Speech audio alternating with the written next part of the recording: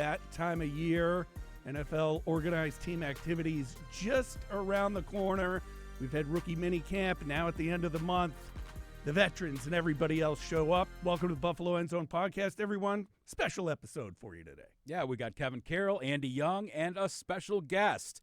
It's Buffalo Bills linebacker Joe Andreessen, who we are honored to have join us here on the Buffalo End Zone Podcast. Joe, this time of year, is it any different going into year two than it was year one for you, coming off that rookie minicamp where you were just scraping by just to see if you'd make a team, get on a team, and now going into year two in the NFL? Yeah, I think it's definitely different, but very similar at the same time. Different, and obviously I've had a year with playbook and the scheme and everything like that, so definitely more detail-oriented and I think just more expectations for myself and from the coaches and everything with, how I'm approaching the playbook and stuff like that with the details. But it's still similar, with going in there every day, trying to, stack days on top of each other and, trying to, be the best football player I can be. So I'm not looking too far forward, just trying to stack good days and take one day at a time. What was it like last year, that whole process? We've talked before, but going into rookie minicamp and just trying to prove yourself, coming out of the draft and going undrafted and having those tryouts, what was that like mentally for you, trying to get through all that and then ultimately the Bills deciding to sign you after a tryout? You're talking from this perspective of like before even getting signed? Yeah, before even getting signed. Like, how stressful was that as you rolled through it? Yeah, like obviously everyone wants to be signed after the draft and everything. So, definitely, I don't know if stressed is the right word, but, disappointed, I guess. I felt like I was a guy that, should have or shouldn't have been signed, but, I felt like I just needed an opportunity, and obviously not being signed right after the draft, I didn't have that opportunity. And, I just really had the mindset of going into last year that, before like even the draft and everything, obviously you never really know how it's going to work out. I knew I wasn't going to be like a first round pick or anything like that. So I just really wanted the opportunity to be in a camp and prove that I belonged. And honestly, like if it worked out differently and I was in a camp and, it didn't work out the way it did, then at least I got the opportunity, So just like my mindset was really, I just wanted the opportunity. So when the Bills did give me that opportunity, I just felt super blessed and I was very thankful for it. Yeah, and when the cards all come down on the table, you're with the hometown team, Buffalo Bills, worked out for you. Now you're going into year two with the Bills. I would assume your mindset is a bit different, but also a bit of the same going into this, the drive to keep continuing your NFL career. Yeah, absolutely. I think I touched on that a little bit, the similarities, you're still trying to, it's a very cutthroat business, the NFL and everything like that. I'm sorry, there's a plane overhead right now. I'm outside. All good, man. No worries. But I'll let that pass. What airline is it? I'm just kidding. I don't know. I couldn't tell. We'll take a small one. But definitely similarities of just going in there and like I said, it's cutthroat business, and you got to come in and show up every day and show you belong, because there's guys trying to take your job every day that are in the building or outside the building looking in. So, I try not to take that for granted. And everybody has their days where you might not be on top of it, but trying to limit those days to as few as you can. And, it's definitely different from last year, but very similar at the same time, I guess, yeah. Joe, we talked to Matt Jaworski during Bill's rookie camp, and Sean Dolak is with the Rams or the Chargers? These younger guys coming out of the area, now turning to you, I don't want to say as inspiration, but as a guy who went through it and was able to have success at getting that rookie tryout and landing on a team. And not only that, the Buffalo Bills. How does it feel for you to now have these guys coming out of college turn to you? I think it's cool. Isaiah McDuffie from Bennett that plays on the Packers was definitely someone I looked up to. And, I have a good relationship with Isaiah.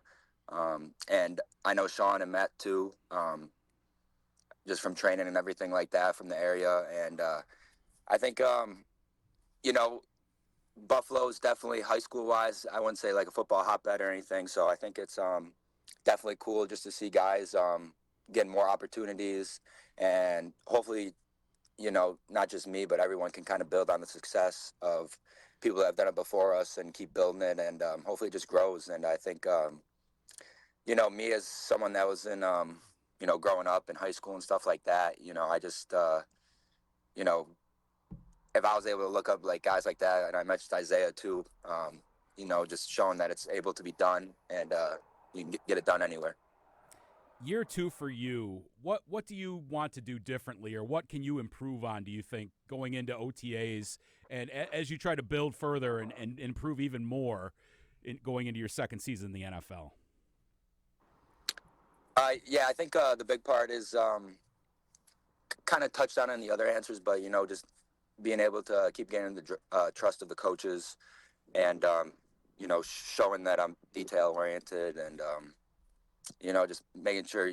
I think carrying yourself as a professional is important every day going into the building. So, just kind of keep building on that. And at the end of the day, I guess it comes down to making plays. So, but I think all the previous stuff I kind of mentioned goes into making plays. If you're on top of all that stuff, sometimes the plays are going to come with that. So, just trying to focus on the stuff that I can control. And, I'm trying,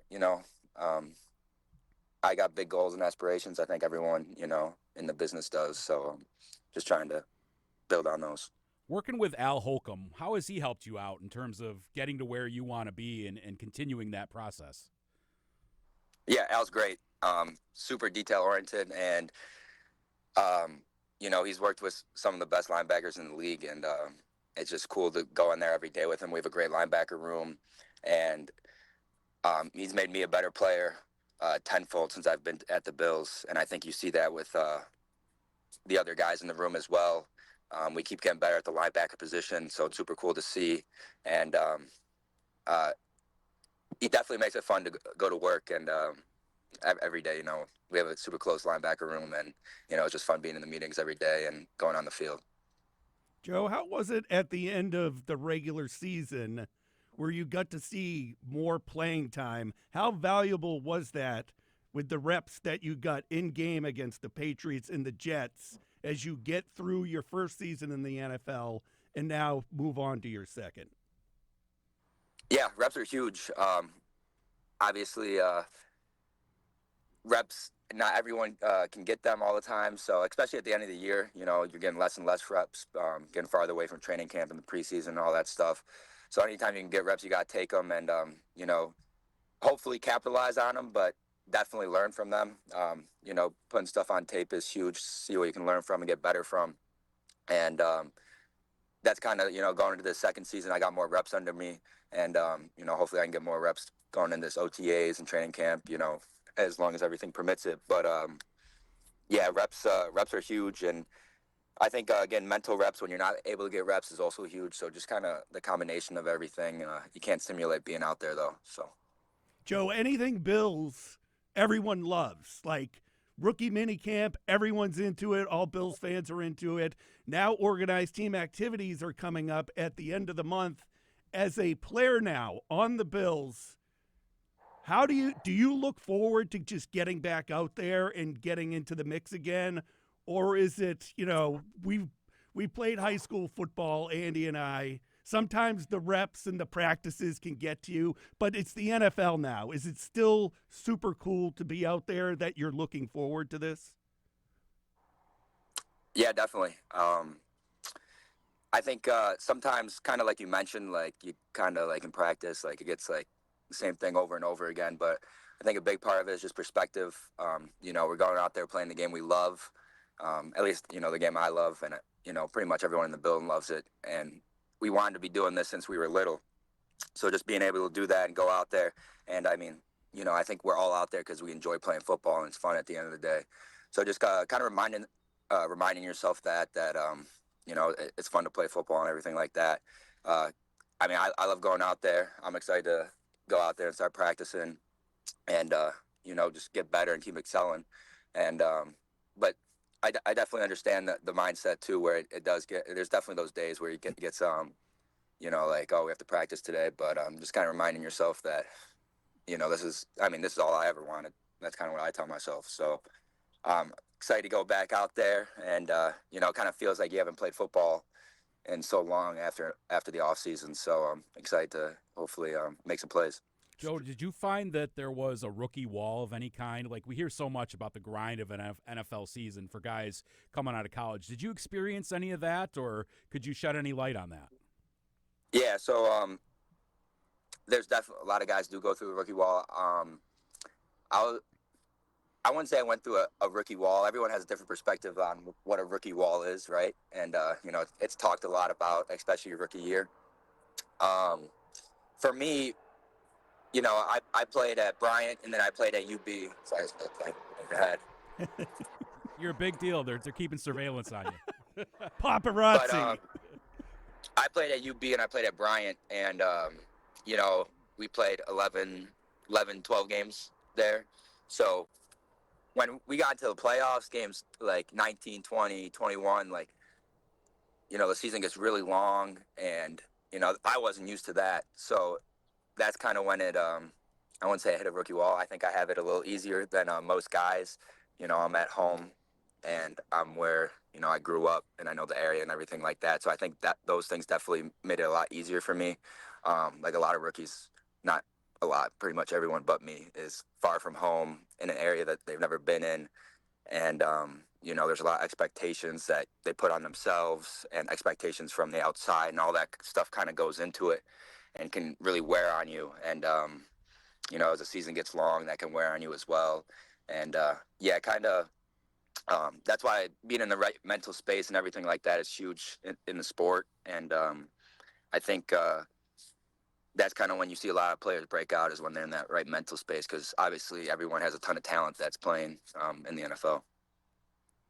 If I recall correctly, you made the all preseason team last year based off of your performance in the Pittsburgh Steelers game. If people look at the preseason differently, did that do anything to you mentally, or that the league actually noticed you during the preseason? I actually didn't even know I made the all preseason team, so that's pretty cool. Well, congratulations. We're breaking 10-month-old news here to Joe. Yeah, that's pretty cool.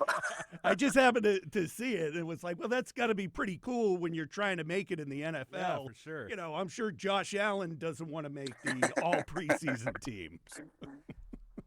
Yeah, no, I think, that's why you kind of have the preseason games for guys like me and stuff like that. And, go out there and show you can play, because kind of like we talked about the reps earlier, reps in practice are huge, and the mental reps are huge, but the game reps are even bigger. So going out there and showing you can play in front of people, and kind of when it matters, is important. And I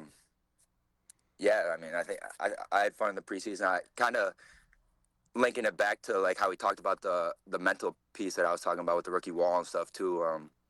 You can put a lot of pressure on yourself in those season games for a guy like me, trying to make the team and everything. But again, like my mentality was, this is a game that I've been playing since I was little, and I try to go out there and have fun and play at the highest level I could, and hope things worked out. So yeah.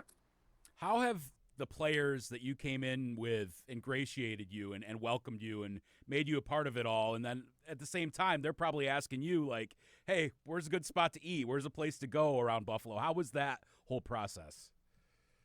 Yeah, we have a great rookie class, actually. So all the guys I came in with, we're super close to.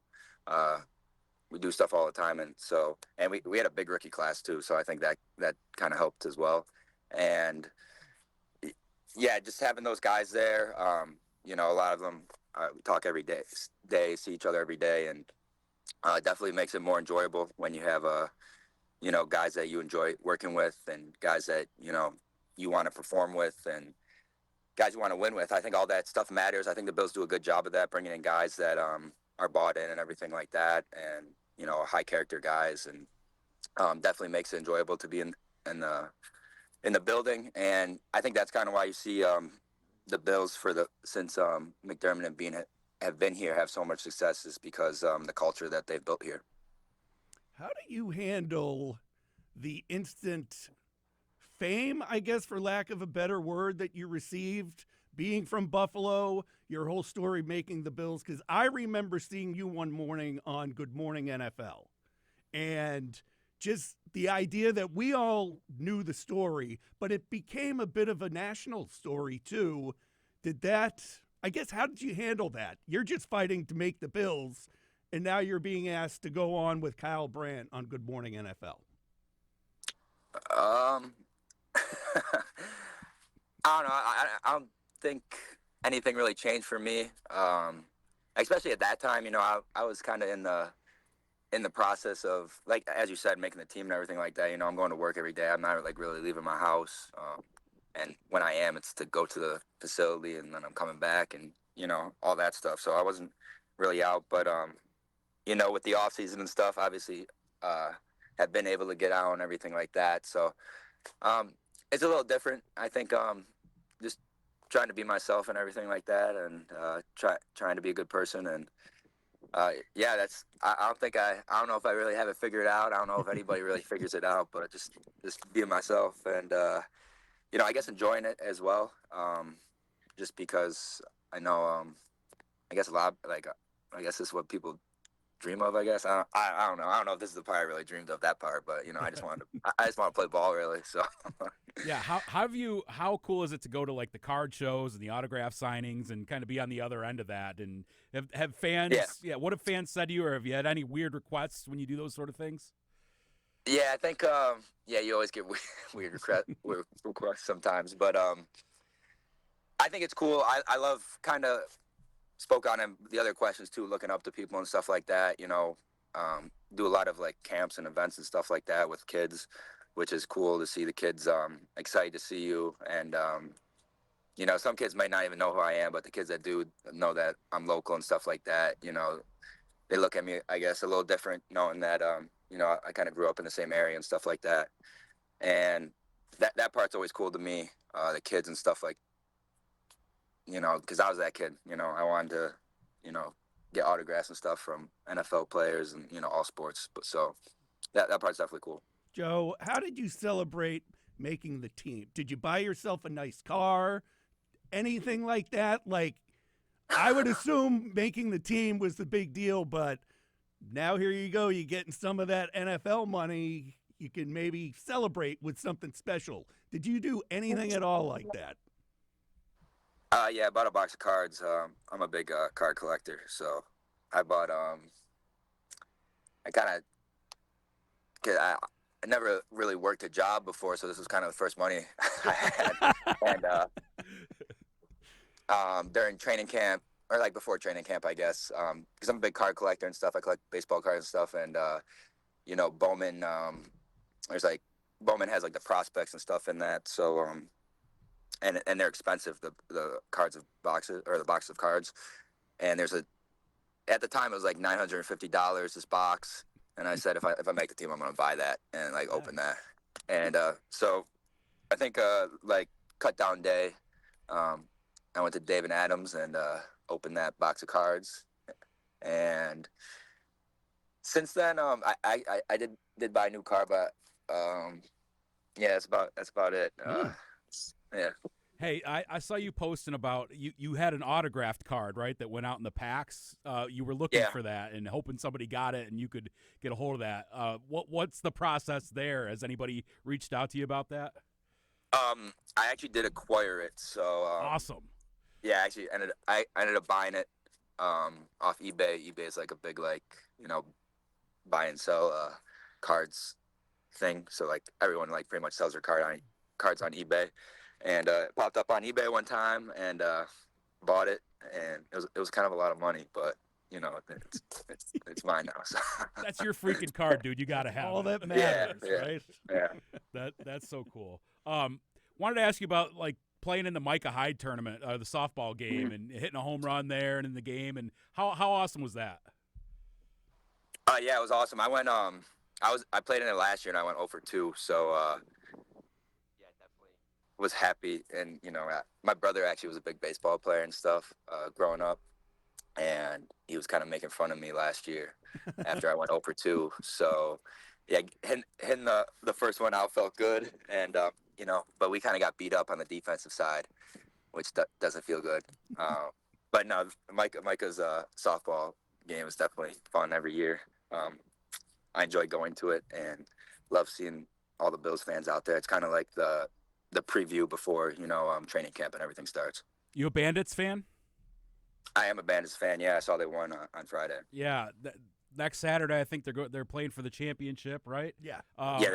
Yeah. Did you go to games as a kid? Because like that place sells out, man. They're putting 20,000 in that place. It's awesome. Yeah. I've been to games kind of like sporadically growing up, and I actually one of my friends, Zach Belter's actually on the team. He went to North Tonawanda or Niagara Wheatfield growing up, and so yeah, he's another local guy that's on the Bandits on the local team, so which is cool. Are you annoyed with the Sabres like everyone else out here for not making the playoffs?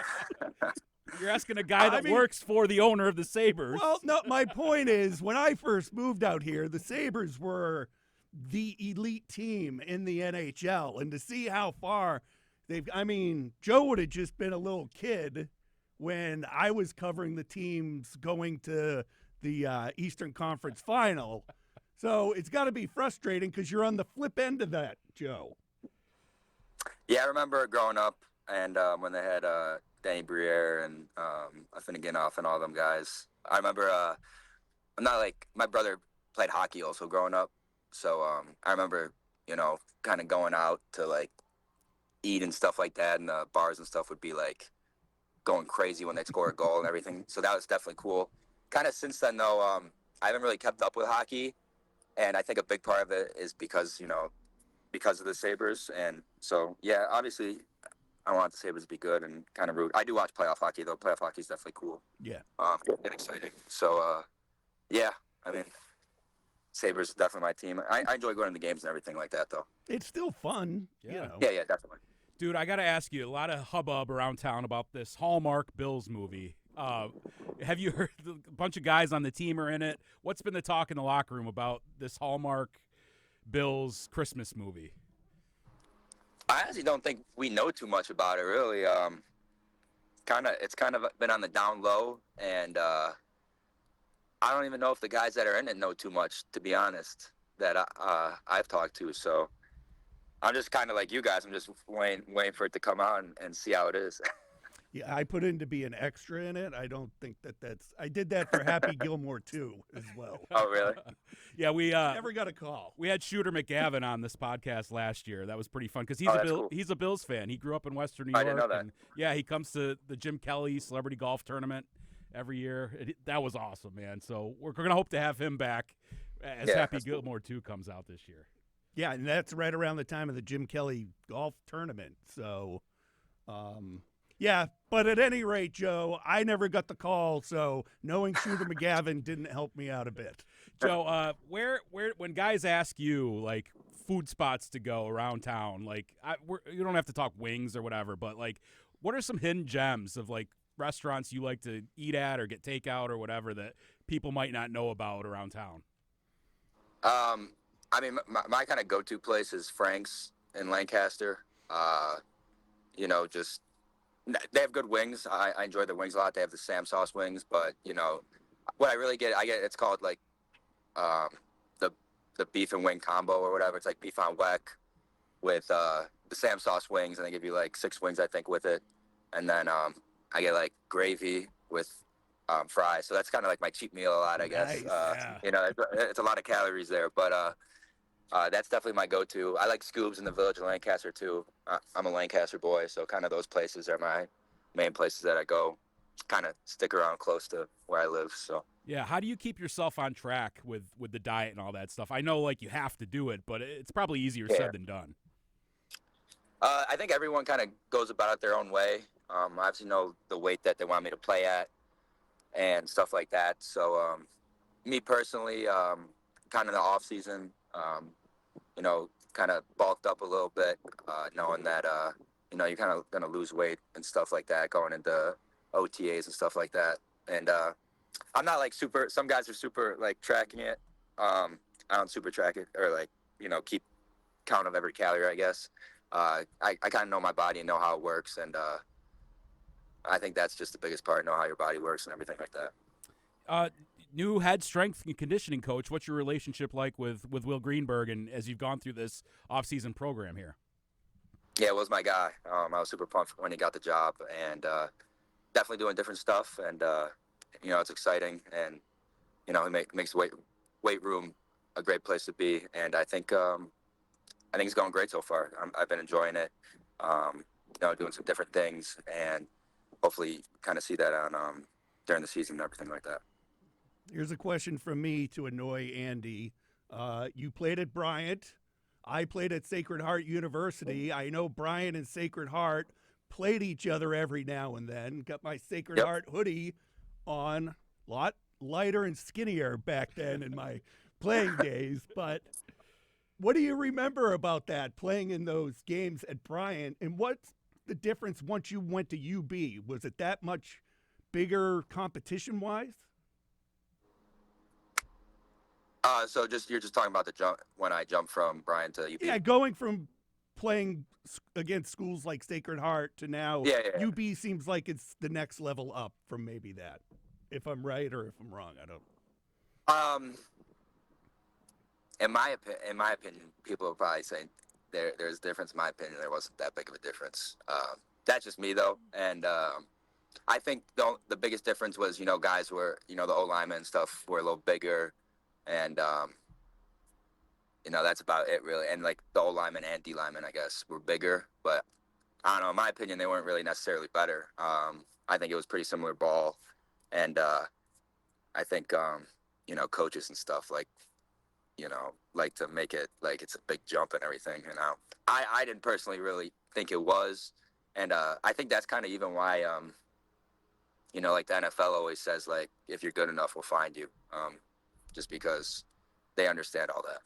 Now, if memory serves me correct, Bryant beat Sacred Heart in the final game of the season a few years back. I don't know if you were there then, but I had a bet going with my sister-in-law who went to Bryant and lost the bet. So I'm wondering if Joe had something to do with it. I don't know. Last game of the season, you said? Towards the end of the season. Well, my last year I was at Bryant, we were in the Big South, so we left the NEC, so we didn't play them that year. Okay. But I think my freshman year we lost to them. My sophomore year I don't remember, and then we didn't play in my junior year, and then my senior year there we beat them. I don't know if we lost or won my sophomore year, though. I can't remember. Hey, speaking of schedules, how much do you care, or did you pay attention to the schedule release? Like, that thing's become huge. Like, we already knew your opponents, but then it's like when it is it primetime games? Is it Thursday night? Are they going to play on Christmas? Like, how much did you get into that or care? I don't think I cared as much as other people cared, but I guess I looked at it and, like, see if like we have any like warm weather cities at the end of the year, because it's gonna be cold here in Buffalo, and but like who we play and stuff like that, I don't really pay attention to that, and I guess like paid attention to if we had like any like Thanksgiving or Christmas, like holiday games. That's really all I looked at. Who we're playing doesn't really matter. Every team is pretty good out there when we go out there on Sunday, so. A lot of home games to start the season, which is good because the weather's still decent around here in September, early October. Mm-hmm. Yeah, I think we're pretty cold though at the end of the year, so I don't think it really makes a difference. Yeah. What's as you kind of dovetail back into what's going on with the team now? What's been the message this offseason? Obviously, the ultimate goal is to make it to the Super Bowl. Tough loss to end last season. What's been kind of the overriding message in the facilities this spring? It's similar to last year. It's we do things at a certain standard in the Bills facilities, and it's kind of holding to that standard. And if guys don't want to hold to that standard, kind of put them on the right track. So making sure you're meeting the standard every day and going in there and getting to work. These days are short that we're out here right now, so kind of making them count is huge. All right, Joe, before we let you go, Andy and I do this at the end of every podcast, just kind of catch up on maybe what we're doing outside of work, maybe something we're watching on Netflix. What does a guy who's getting ready for NFL OTAs do with his free time, maybe puts on the TV and watches some Netflix? What TV show have I been watching? Yeah. Oh, what did I just finish? I just finished something with my girlfriend, and I'm like blanking on what it is. I just finished You actually with my girlfriend. The last season of that. I finished Severance.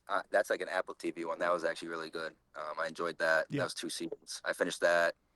Kind of like right when OTAs were starting again, and I watch a lot of baseball, honestly. So, like, I haven't been watching much shows. I kind of watch shows when my girlfriend wants to watch shows, but I kind of smart move. I'll throw the baseball on, pretty much whoever's playing, and just watch baseball. I'm a B network, so I kind of just flip through the games, and I'm a Yankees guy too, so like Yankees don't play today though, so I won't watch them today. But I'll throw the other games on today. I watched the PGA Championship all weekend. Yeah. See, I'm glad, Joe, that you brought something up and brought an actual show to the table, because Kevin asks me this every week. And, like, I've got 2 little kids, and we're running around to, like, soccer games and dance recitals. And I'm like, dude, I didn't watch anything. At the end of the night, I scrolled my phone till I fell asleep. So that'd be a better question for my parents. My parents are watching stuff. They just watch, like, I don't even know where they find some of these shows, but they watch like 10 different series at a time. I don't even know. Cool, man. That I can't do. We'll let you go, Joe. Thanks for joining us, Andy. Yeah, make sure you like, comment, and subscribe. Joe, thanks so much. We'll see you out at OTAs next week, my man. Good luck at OTAs, Absolutely. Joe. Thank you. All Have a right. good one, guys. Yep, that's Buffalo End Zone. Thanks a lot, guys.